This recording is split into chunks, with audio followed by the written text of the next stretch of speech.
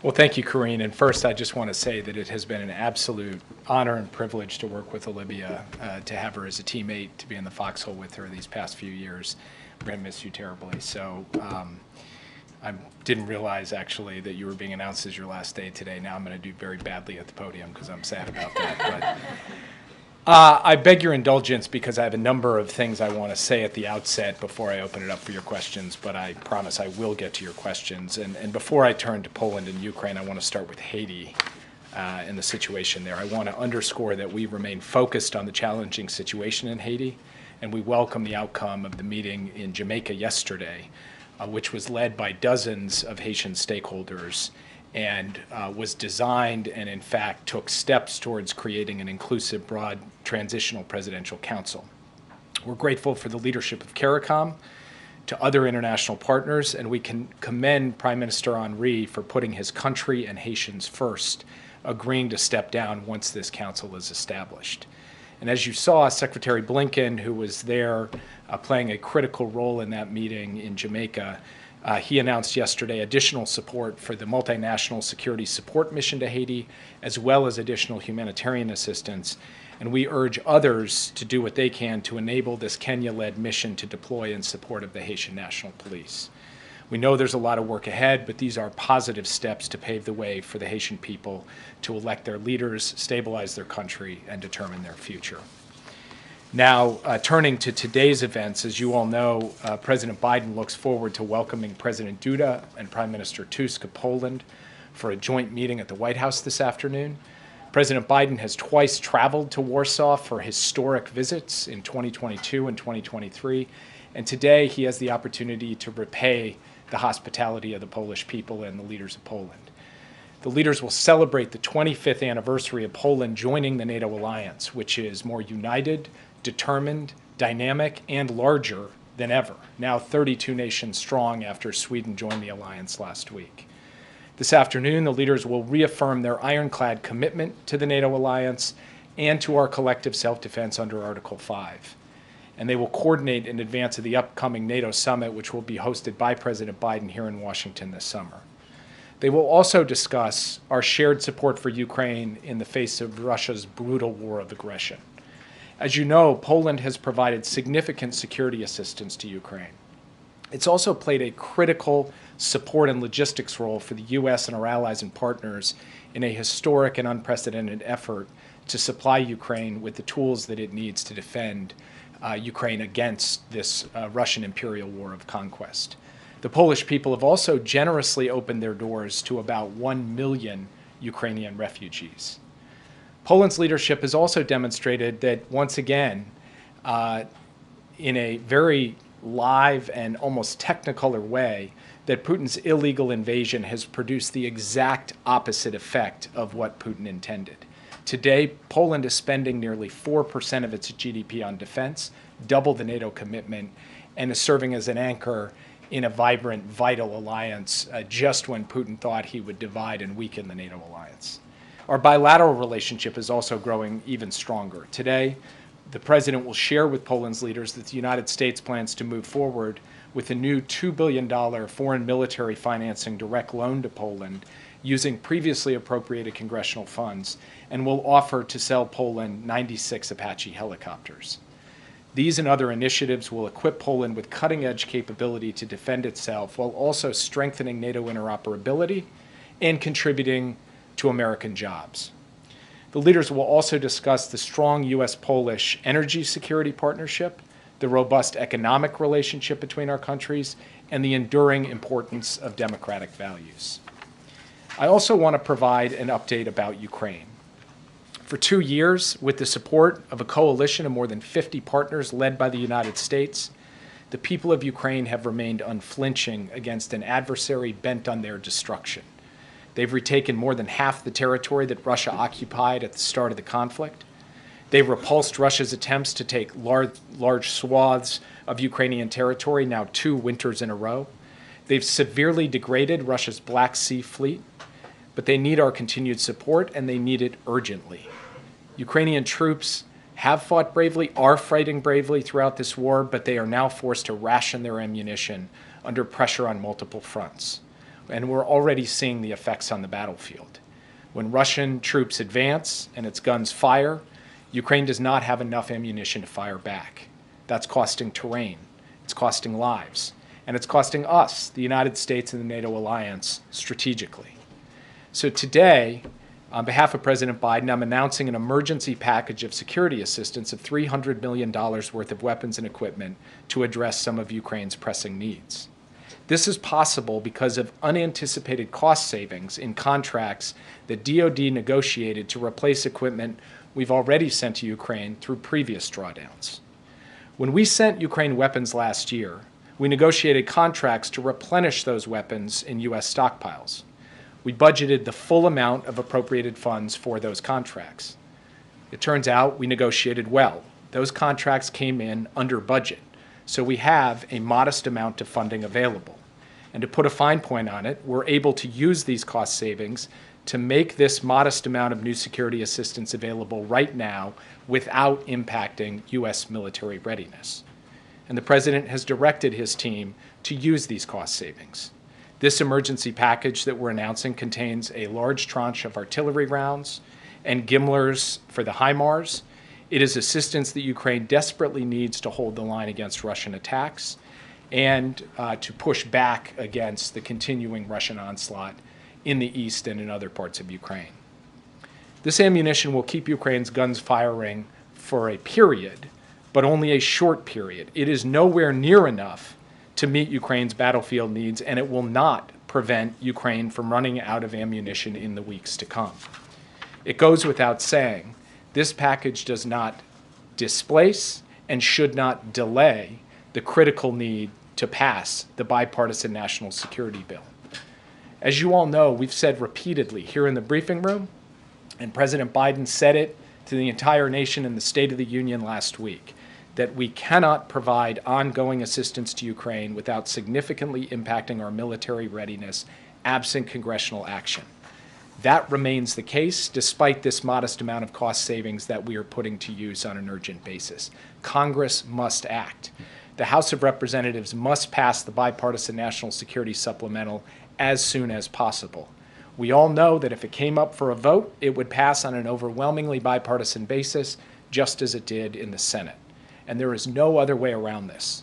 The House has got to pass the supplemental as soon as possible to allow us to continue the flow of vital security assistance to Ukraine, to replenish the U.S. military's munition stocks, to invest in our industrial base, and to support jobs in 40 states across the United States.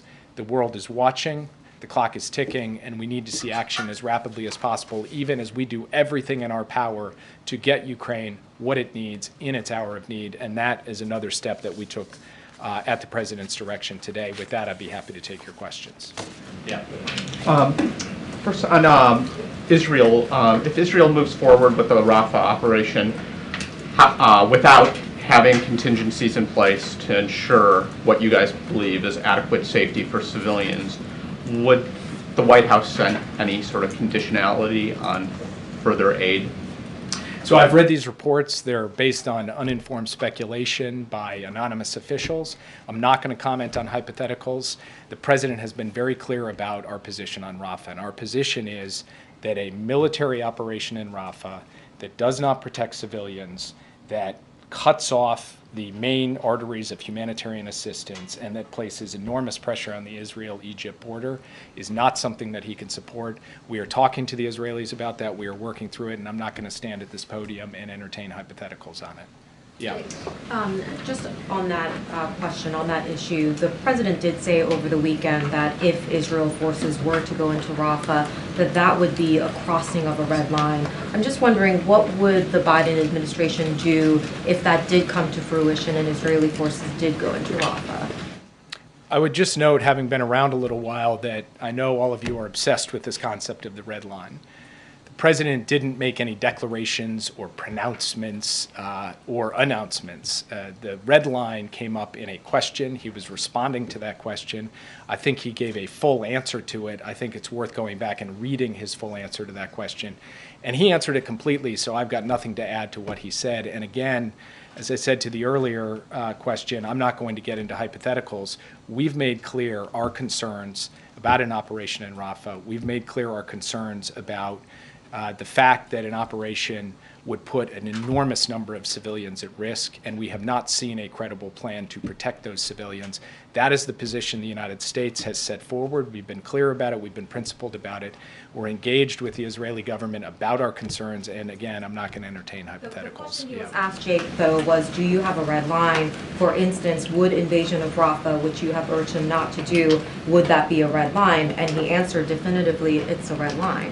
Well, I think you stopped conveniently after a single sentence, and it may not have exactly been that sentence. Israel, the defense of Israel. And keep going, and if you read the full answer, and I'm just going to leave it at his answer because I think he put it in his words, the way he wants to communicate this issue, and the way that he's talking to the Israelis as well. And again, I just want to point out that the whole issue of the red line, as you all define it, is something that you guys like. It's almost become a bit of a national security parlor game. For the president, he's really focused on the substance, on the policy, on his concern about the protection of civilians, and about Israel being able to sustain a campaign in a way that ultimately leads to an outcome in which the people of Israel are secure, Hamas is crushed, and there is a long-term solution to stability and peace in the region. He believes there is a path to do that, and that path does not lie in smashing into Rafah, where there are 1.3 million people, in the absence of a credible plan to deal with the population there. And again, as things stand today, we have not seen what that plan is. Yeah. Thanks, Jake. On Poland, you mentioned energy conversation. Do you expect that the U.S. will make progress or even maybe secure the second nuclear plant contract during these talks? And the president yesterday said that he didn't believe that additional additional U.S. troops were needed in Poland. That was a request that the Poles were bringing to this meeting. Could you talk through why he doesn't believe that that's necessary, considering the sort of geopolitical climate? Well, just to take a step back and look at the incredible array of assets the United States currently has deployed in Poland, including a permanent combat headquarters, including elements of brigades, including the largest complement of U.S. forces on the ground in Poland at any time. And that's in response to exactly that elevated threat that we see on the basis of Russia's invasion of Ukraine and its bellicose statements about NATO allies, including Poland. So we are looking at an enhanced, effective U.S. presence and a broader NATO presence in Poland and in the countries neighboring Poland. And at any time the president determines that additional capabilities are needed anywhere across the alliance, he's demonstrated the capacity to flow forces rapidly, as we did in the days leading up to the invasion, and that could be land, air, or sea. So the president looks forward to the conversation with the president and the prime minister today. He believes that we are postured well, that our deterrence and defense capacity, both in terms of boots on the ground and in terms of the plans that we have in place to defend Poland should it come to that, are strong. And he has also sent a very clear message, which he is backing up with our force posture, that every inch of NATO territory will be protected. With respect to the question of additional nuclear plants, we've had very constructive conversations with Polish counterparts. I don't have anything to announce from the podium today, but we do look to an ongoing deepening and broadening civil nuclear cooperation with Poland. And very quickly on TikTok, the president said yesterday that he would sign the House bill if it passed. Earlier, you guys had said you were broadly supportive but had some concerns. Can you outline what those concerns are, and are you confident that the House bill, which seems like it's teeing up for a vote, would stand up in court and be able to force the sale of TikTok? Well, first, I just want to be clear about what this bill is all about, because a lot of people are going around throwing around the words ban TikTok, TikTok ban. And the ultimate object of the bill is about a question of ownership. Do we want TikTok as a platform to be owned by an American company or owned by China? Do we want the data from TikTok, children's data, adults' data, to be staying here in America or going to China? That is the fundamental question at issue here, and the president is clear where he stands on that fundamental issue. Then in terms of how that gets implemented precisely, that's something that we have continued to stay in touch with the Congress on. And obviously, as you've seen, there's been an overwhelming bipartisan vote in the committee. Now it will come to the floor, and we'll see what happens in the House, and I'm not going to get ahead of that. Yeah. Thanks, Jake. So in response to what the president said about the red line, Prime Minister Netanyahu, he ultimately sounded like he vowed to defy what the president said. He said he would press ahead with an invasion of Rafah. So is the president losing influence with Netanyahu? Well, let's just take a step back. You've got the president who, from the very first day that this crisis began, and let's remember, it began with a horrific, vicious, brutal assault by Hamas on the people of Israel, killing 1,200 people, raping and pillaging and causing the most death since the Holocaust for the Jewish people. And the president stood up and said Israel would never be alone. He went as the first ever American president in wartime to Israel to say, I have Israel's back, and he has had Israel's back. He has backed up those words with deeds all the way through, and not just in terms of providing for Israel's security against Hamas and Hezbollah, but a broader constellation of steps in terms of military deterrence to keep this war from spinning out in ways that Israel could not handle.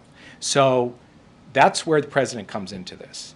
He also is going to speak out when he has concerns about the level of protection for innocent civilians in Gaza, the level and access to humanitarian assistance for innocent civilians in Gaza, and he's going to make his views known.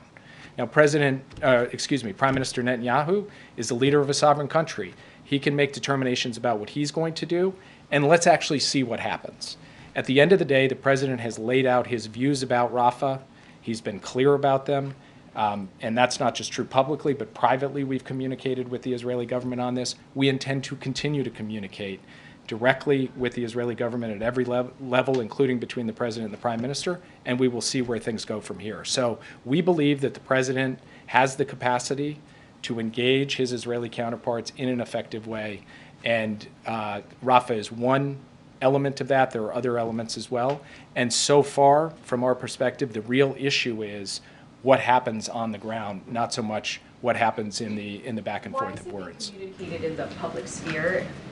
The records show that they haven't spoken on the phone for nearly a month. Why is that? Well, first of all, we talk to the Israeli government nearly every day. I had the Israeli ambassador in my office less than 2 hours ago. So there are plenty of channels of communication where we take direction from the president, they take direction from the prime minister, and we're able to communicate. Second, whenever the president feels he needs to directly speak to the prime minister, he speaks with him.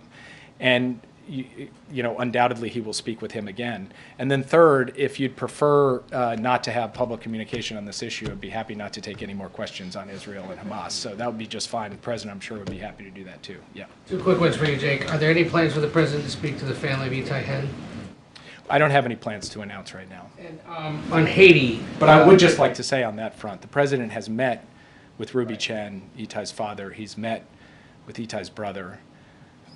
He's had the opportunity to sit with them here at the White House. I've had the opportunity to meet with Ruby and other members of Itai's family 6 times. This hits hard for us, this news. It hits hard for the president, it hits hard for me, it hits hard for a wide number of people who you guys have never heard of in the U.S. government who are working tirelessly for Itai's release. And I can't imagine what the family is going through, and I know that the president, who he and the First Lady put out a statement on it today, that won't be the end of it for him, because this is something that he has invested personally in, trying to bring all of those who are held hostage in Gaza home and elsewhere around the world. And the fact that we now have news that Itai was killed on October 7th is just it hits hard. In that realm, given that now another hostage, or believed hostage, is now confirmed dead, what does that say about the fate of the others? Does this give any more hope, less hope, that others will be found alive? Look, we've been straight with you from the start, that we haven't been able to tell you the condition of the hostages, whether they are still alive, whether they're in decent health, whether their injuries are causing grave concern. All we can do is work every day to try to generate a deal that gets all of the hostages home, and for us, especially the American hostages home. We are working at that around the clock. The president calls me every single day asking me for an update on those efforts, and they continue as we speak today. And we're not going to rest until we get everyone home. And I will just reiterate what we've said all along. we can't know until we get confirmation, either by having someone safely out or getting the terrible news that we got about Itai, what exactly the situation is, and we will be straight with the American people every step of the way. On Haiti, real quick. Thanks, Jake. Can you respond to calls from Senator Sanders as well as some Democrats about stopping providing weapons to Israel until some of the restrictions for humanitarian aid to get into Gaza? Well, first, we share the goal of getting more humanitarian aid into Gaza. The president made that a central theme of his speech.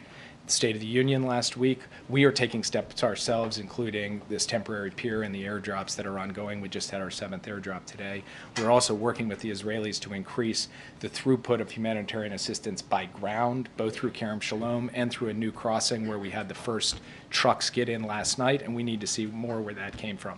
Second, we've made clear all along that our policy to date has not involved the kinds of steps that you're talking about.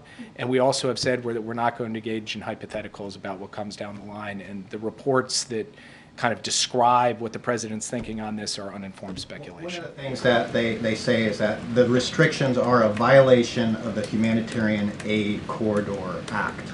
Do you agree with that assessment that it is a violation of the Humanitarian Aid Corridor Act? And have you had a discussion with the ambassador or any other officials about that potentially being a violation of that act? So first, we believe that we are complying with U.S. law in every act that we have taken throughout this war, and we will obviously continue to do so. Second, the president actually signed a National Security Memorandum, National Security Memorandum 20, which speaks to both compliance with international humanitarian law and the conduct of military operations, and the need not to unduly or arbitrarily restrict humanitarian assistance from going in. So it's something that's very much a priority of his. We'll stay focused on that, and we will make sure that everything we do complies with our law, but also complies with the policy that the president has set out and the priority he places on the provision of humanitarian assistance. Yeah.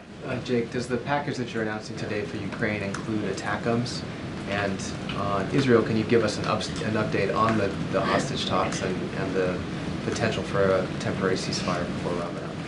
So I've got no announcements for you on ATACMS today. When it comes to the issue of the hostage talks, one of the things that I have found somewhat absent from the coverage is that what we are talking about in the first phase is women, elderly, and wounded civilians.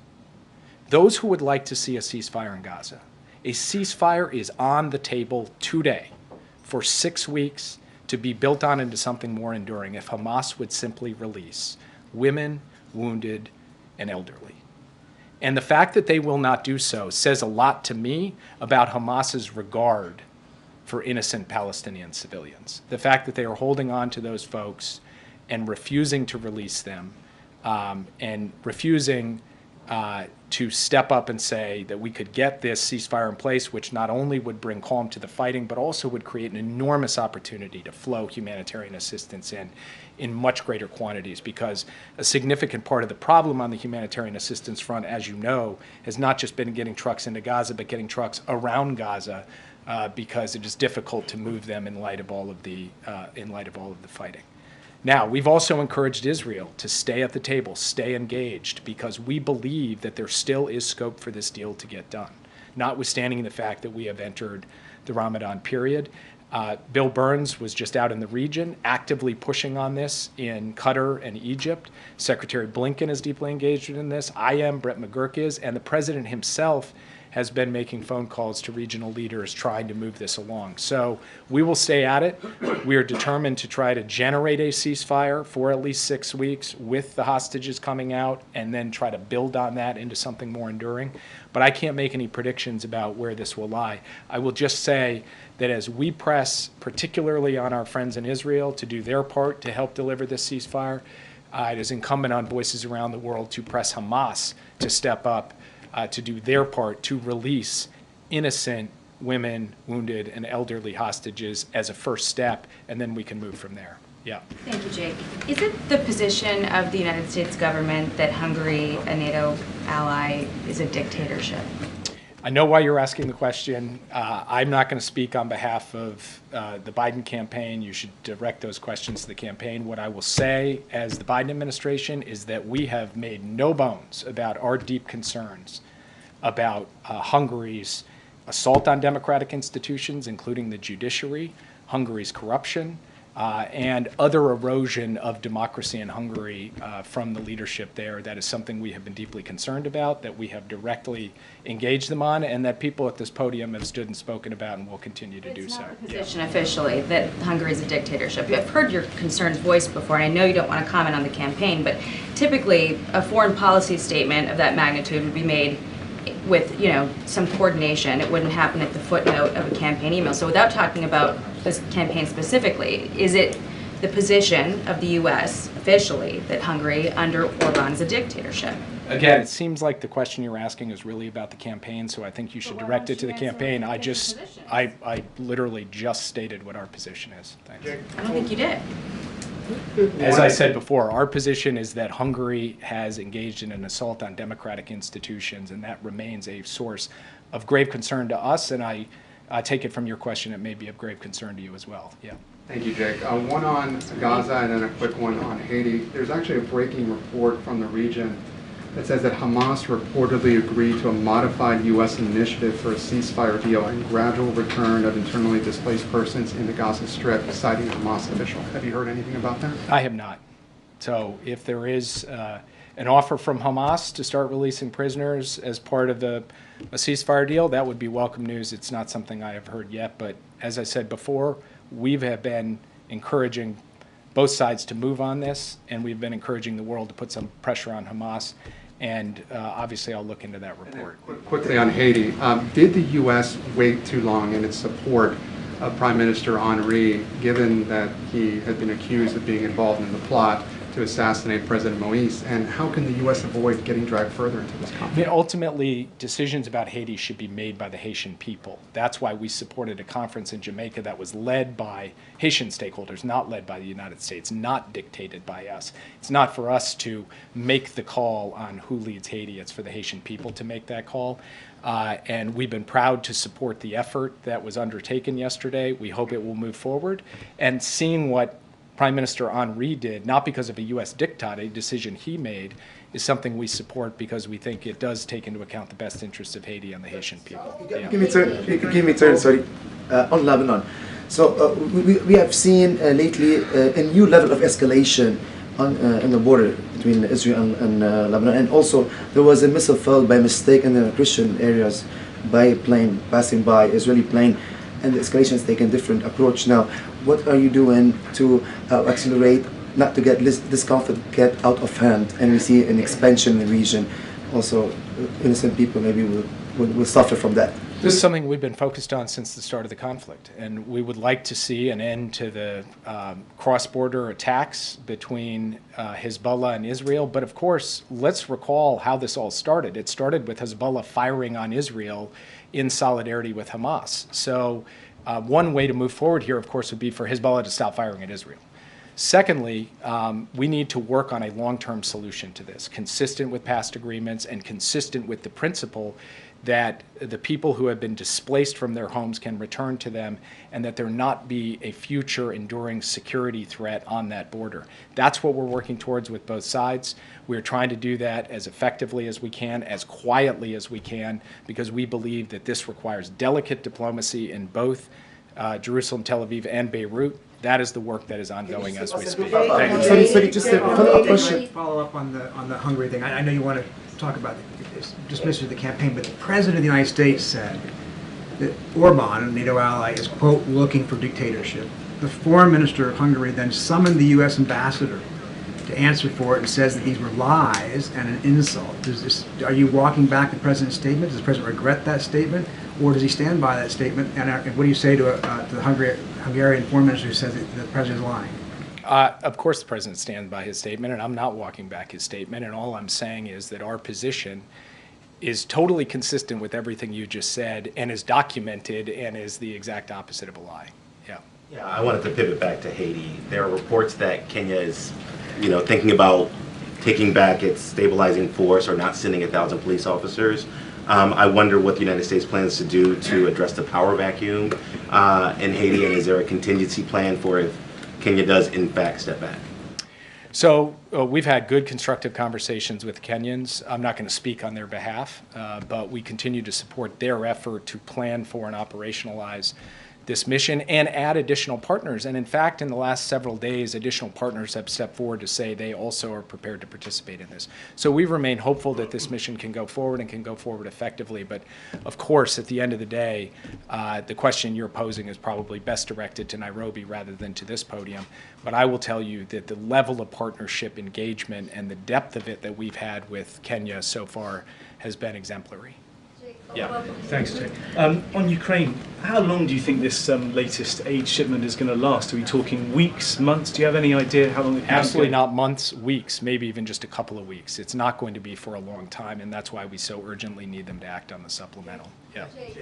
In regards to today's meeting that the President is having today with his Polish counterparts, on Friday, Poland's foreign minister said that NATO military personnel are already present in Ukraine. Can you clarify that? Can you quantify that, please? I'm sorry, who said that? Poland's foreign minister. I didn't see that remark, so I'm not sure what he's referring to. The U.S. will not have boots on the ground in Ukraine. We don't intend to do so. We don't plan to do so, and I'm not sure what he's referring to. Yeah, thanks, Jake. With Haiti now determined to have died on October 7th, how many Americans or dual citizens are now believed to have be held hostage currently in Gaza? We believe that that number is 5. It was 6. We believe it is now 5. Yeah. I'm back on the Ukraine aid. Can you say when the weapons and equipment will get there, how quick of a turnaround this will be? And does the White House anticipate more cost savings like this that could result in another package in the near future? Well, as my friends at DOD like to remind me, we can't plan on cost savings. So we can't plan on any future drawdowns being available on the basis of cost savings. So we're not anticipating that. It's not built into what we're looking for. Of course, we didn't plan this one. We got it. We got it in part, for example, because we had budgeted a round for 155 at $130, and we managed to negotiate a contract at $93, and there are other examples like that. So it is not part of our current planning that there will be another opportunity beyond this one to get this kind of cost savings. And we can move this stuff fast. We have proven that over time. We have built a logistical pipeline and backbone to be able to do that. I can't give you a precise estimate for operational reasons, but it's going to move very quickly. Yeah. Thank you. Jake, you have a long foreign policy experience. So if you look back, do you think that Berhagen Netanyahu and his extremist government, including an openly racist member like Ben-Gvir, supplying them with lethal weapons that killed 70% of women and children, excluding the defensive weapons, was it successful? And do you believe that American national security now is at risk, as we heard some testimony yesterday at Congress, because of the war, how was it conducted? So what I didn't hear at all in your question was anything about Hamas, who conducted a grievous attack on October 7th. That Hamas, with due respect, killed. I'm asking you here. Yeah, but If I'm there, but I'm asking you here as a national security advisor. But what has been the purpose of our policy since October 7th? A fundamental part of our policy since October 7th has been to help Israel defend itself against a group that authored the worst massacre of the Jewish people since the Holocaust, and had its leaders go out after that and say, we're going to do October 7th again and again and again until Israel no longer exists. And from our perspective, Israel had a right and an obligation to take action against Hamas. And Hamas created a set of burdens on Israel's military operations that are nearly unprecedented by hiding among the civilian population.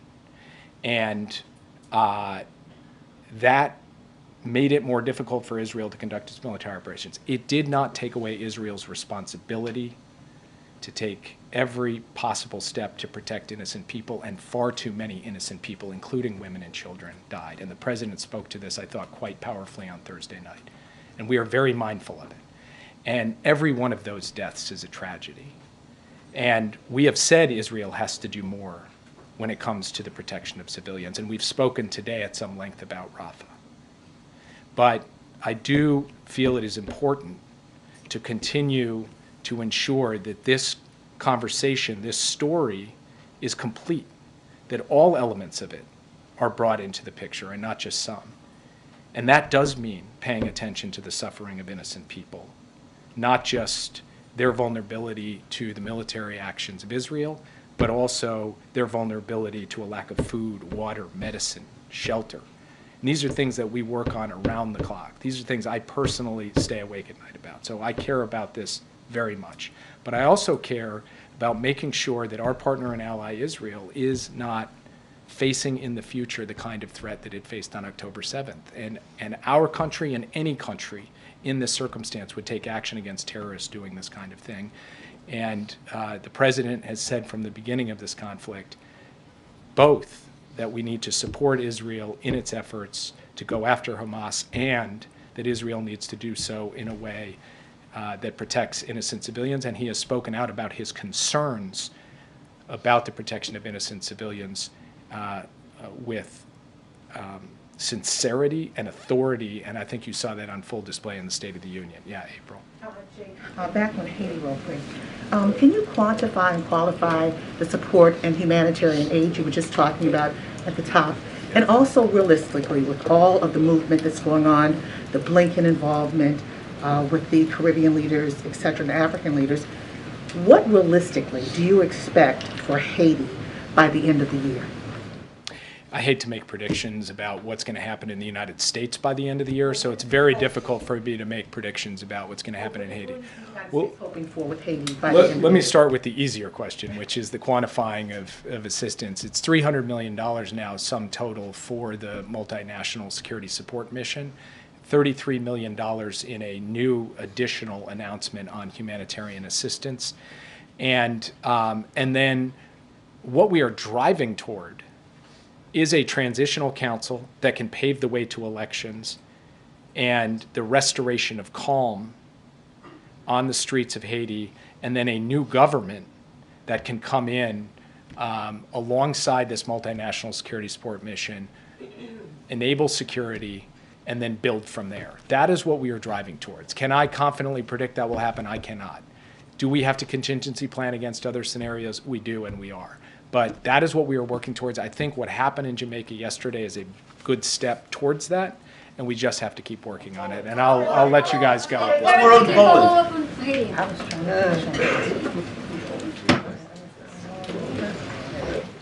Thank you so much, Jake.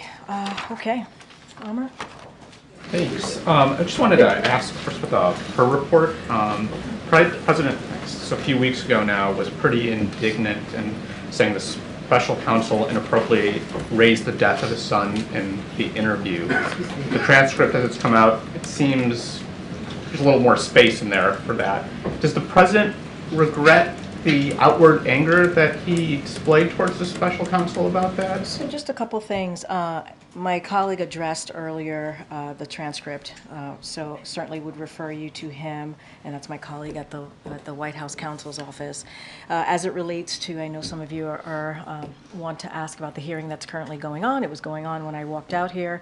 My colleague at the White House counsel's office is planning to take questions. He's going to gaggle right after the hearing wraps up today. So I know that he is going to continue to be responsive, so he will be able to take your questions. But we want to wait till the hearing is completed, and once that's wrapped up, he'll be right at the sticks doing a gaggle. I believe at the sticks, maybe not, but he is going to do a gaggle. Is the president monitoring the hearing? The president is obviously meeting, as he does every day, meet with his senior advisors, senior staff, is preparing for tomorrow's trip. As you know, he's going to be going to Milwaukee, Wisconsin. I cannot speak to what the president is keeping track of or watching. Obviously, he'll get updates on it or get updates himself as the day goes by, but he's focused on the American people and tomorrow's trip, obviously. And if I can ask you something unrelated, annual inflation ticked up to 3.2% in February. How concerned is the White House, given that the president has been saying that Federal Reserve should be cutting rates because of lower inflation? So a couple of things. So let me just answer your first question first, which is, look, the President in the State of the Union was very clear. We have more work to do to lower costs for hardworking families, and so that is something that we're going to do, and obviously also middle class, and that work continues. But just a couple of things, as you know, we've talked about this, and I think it's important to note this. Inflation is down 2/3, and we have the lowest annual core inflation since May 2021. Prices fell over the last year for gas, milk, eggs, chicken, appliances, and also used cars. Wages are rising faster than prices over the last year since the pandemic, and forecasts broadly expect progress on inflation to continue over the rest of the year, and so that is important to note. And like I said, there's more work to do. We're going to continue to take on big pharma to lower prescription drugs and healthcare costs. We're going to crack down on price gouging. You hear talk about junk fees. The President talked about that last week. And so also lowering housing costs, which is something that the President obviously spoke about very recently.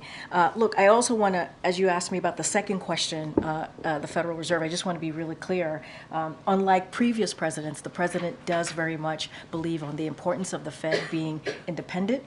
And as you are asking me a specific thing that the President said last week, he was simply commenting on a widely accepted market view, that he was not saying what the federal policy should be, but it was regarding the interest rates, obviously a widely market view. So I just want to be super, super mindful because we do very much respect the independence of the Fed.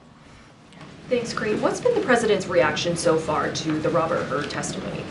I don't have anything to share on that. Like I said, my colleague from the White House counsel is going to do a gaggle once the hearing wraps up. I'm not going to speak to the President's reaction.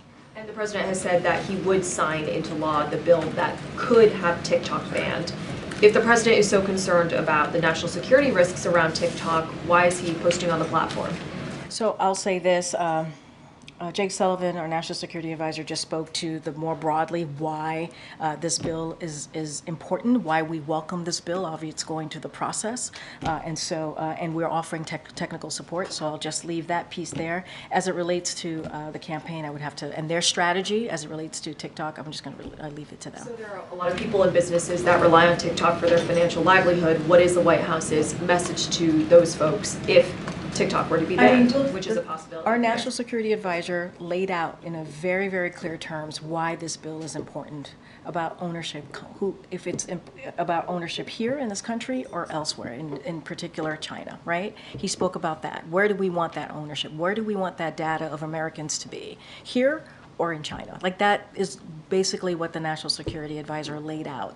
And so that is the underlying, the importance of that bill. It's a bipartisan bill. It is something that we welcome. We're obviously, again, going to offer technical support. I'm just not going to add anything more to that, but it is an important bill that we welcome here at the White House. Okay. Thanks, Karine. The President said yesterday that he had no plans to address the Israeli Parliament at this moment. Does that indicate that it's something that he or the White House is planning for in the future? He also said that he wasn't going to speak to conversations about that particular question that he was getting about a meeting. I don't have anything else to share, obviously, and Jake Sullivan said this himself. He is in constant communication with his Israeli counterparts, NSC, the State Department. They are in constant communication, so I just don't have anything else to share beyond that, beyond what Jake shared. Okay.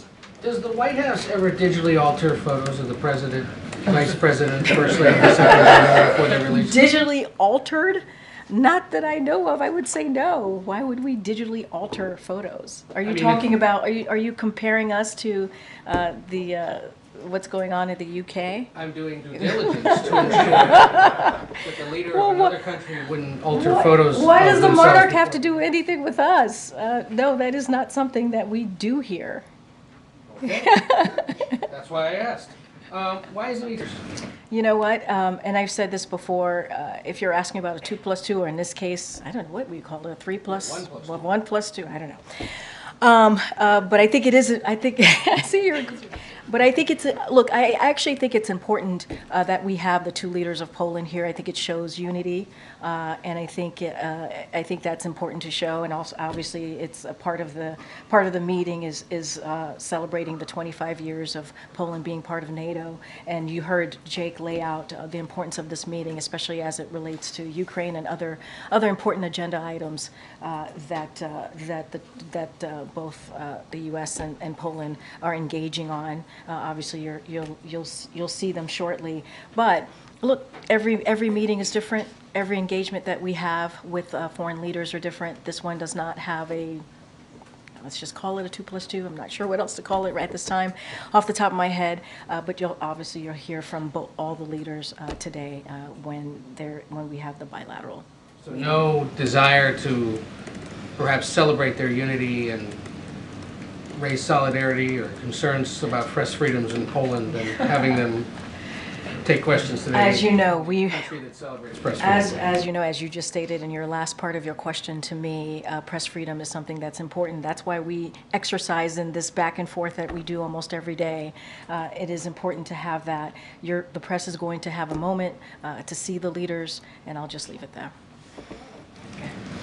Thank you, Karine. The president said yesterday that he was hoping executive action on the border would happen by itself, that Congress would legislate it. Can you just confirm for us that this indicates that he's no longer considering executive action on the border?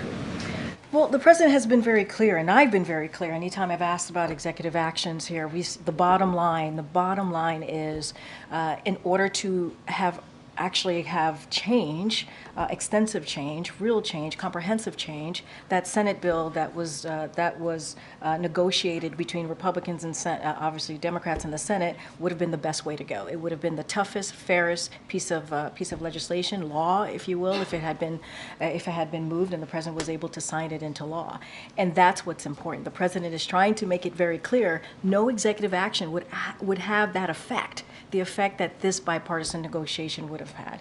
And he's going to be optimistic. He wants to see it moved. And let's not forget the reason why it was stopped, the reason that it didn't go forward, is because Republicans were told in Congress to reject it by the former president. That's what happened. They chose politics instead of a majority of the American people. I do want to lay out here a couple of things. It would have meant more resources to secure the border, Border Patrol agents, immigration judges, asylum officers, and law enforcement personnel to combat fentanyl. That's what would have been. That is what's in that bipartisan negotiation, and so much more. And they rejected it, Republicans rejected it because of politics. But the president stands behind the majority of Americans who want to see change happen at the border, who wants to see our immigration system that's been broken for decades fixed. I understand his preference to legislate, but the reason I'm asking is we've had conflicting answers over the span of a few weeks on whether we've had conflicting from the answers. president No, on we whether haven't. executive action was something he could We do. haven't. He first said that he had done everything he could with the stroke of a pen. Then he said that there was more he could do, but that you would prefer that Congress legislate this, and things were under consideration potentially for executive orders that would make changes to the border who could come across. And then yesterday, it seemed like he said no, nothing's so coming. I disagree. I think there are a couple of parts here. You're asking me if there's executive actions that we can take, and what we're saying is there are no executive actions that would have done the work or would have actually been able to deal with the issue that's happening at the border and starting to really fix the immigration system than the bipartisan bill that came out of the Senate, negotiation that came out of the Senate. And we are saying that that's the best way to go. We are always looking at options. We have said this. We're always looking at options, executive actions, right, to see how to move forward. But we believe, fundamentally we believe, and it is proven by what is in that negotiation, that the way to move forward is to actually move forward with what could have been the toughest, fairest law that we've had in some time. So we're continuing to call for that. We always say, So executive action aren't off the table? we always say that. I understand what you're saying about the bill. I do. But yes or no? But you're not. What I'm saying to you is that we always look at all our options. That's what I'm saying to you. But we are saying also is the only way to move forward to actually deal with this issue, the challenges that we're seeing that Republicans rejected because of the last president, because of Donald Trump, is that negotiation bill, that bipartisan negotiation bill. That is the way to move forward here. Are we always looking at options? Yes, but we haven't made a decision on that. That's the bottom line. We have not made a decision on that, but we want to see this bipartisan Senate negotiation proposal move forward that Republicans are rejecting because of Donald Trump. They are putting politics ahead of what works for the American people, what the American people actually want to see. And very quickly on a different subject, why was the president in that interview using the Gaza Ministry of Health, just run by Hamas, their numbers on the death toll in Gaza? There was a 30,000 figure that he cited on MSNBC. The last time he cited Hamas numbers, officials here dismissed it as a reference to publicly available data. But I would assume that the U.S. has its own assessment of what the death toll is. We've been very clear here. There are public available data that you all also are taking a look at, that we are citing as well. That's what we're talking about. That's what the president. You could use whatever you want. I'm just saying that, but we have said, we've been really clear. There are publicly available data that showed, sadly, how many deaths that we have seen in Gaza. And the president has been very clear. There's too much. It's tragic. It's tragic what we're seeing. And the president's going to continue to speak to that. Go ahead, Gabe. Great. Quickly on SB4, that law in Texas that would allow local police to arrest migrants. Today, the Supreme Court extended the order blocking that until at least next week. Is the administration coming up with any contingency plans, or if that were to be able to go into effect, or what's the latest on that from the White House's perspective? So going to be super careful here and don't want to go beyond the Department of Justice. And so I'm just going to be super, super mindful. I don't have anything else beyond that. I don't have a contingency plan to announce at this time, so just want to be super mindful there. Thanks, Karine. I wanted to first ask you about a Politico report that described a toxic culture, including verbal harassment by a former aide at the White House advance team. The story said that things had gotten so bad that the White House counsel's office had opened an investigation. Just wondering what you can tell us about that, and also whether the president was aware of any of these issues. So a couple of things as to your question about investigations. Going to be really careful here. I'm not going to comment on a personnel matters one way or the other on the investigation part. On the top of your question, I'll say this. So the president is deeply proud of his advance team, its leadership, and Ryan Montoya, who is a stand-up dedicated group whose expertise, camaraderie, and professionalism have been critical to his 242 domestic and 31 international trips, flawlessly executing events in unprecedented environments, ranging from multiple active war zones outside of American control to a once-in-a-century pandemic. So he's grateful to everyone who has served and is serving on an unmatched team that represents the diversity of the country, as they have fought every day to help him bring his message to the American people and to the entire world. I'll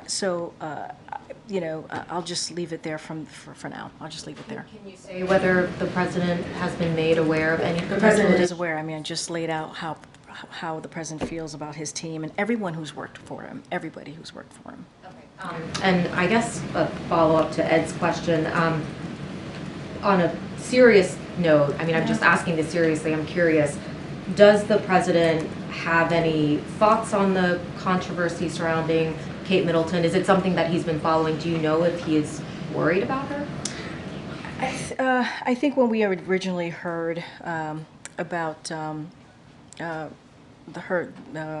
her health situation, obviously we offer her a speedy recovery. I don't have anything else to add beyond that. We offer her a speedy recovery, and I'm just going to leave it there. I don't have anything else to share. I have not spoken to the president about this, but that's something that I can for surely say.